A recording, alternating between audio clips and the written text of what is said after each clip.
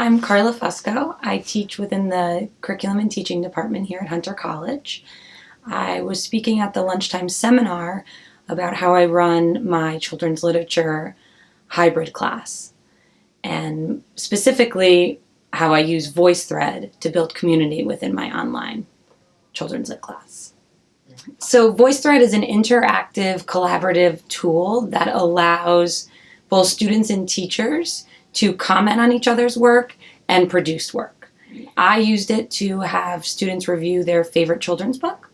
I started off with modeling my favorite children's book, and I put that up on Blackboard so that they could see what that would look like and sound like. I would not think this would be successful without scaffolding the class sessions. That means for all the times you do not meet live, you want your online class sessions to be like little mini platforms up until your final project. So first being set a model, and I did that with my children's book. Then I would give a link to VoiceThread so that they could see how one uses it. Then I would ask them to comment on my favorite children's book, and I would give a link from VoiceThread so that they could see how one does that.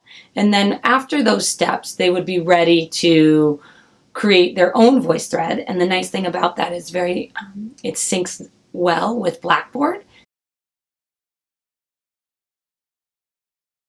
I think using a tool like VoiceThread helps teachers express themselves in a different way other than the written word. So it's a more dynamic tool than standing in front of the class and giving a 2-minute presentation. But instead, they can upload images and links and embed their stories in this tool. So it becomes a much more multi-purpose dynamic tool. And I think that also goes into the classrooms. So not only in my own personal classroom of children's literature, but their elementary school classroom. So I'm teaching them how they can use this tool to better their students, not just them as students, but as teachers.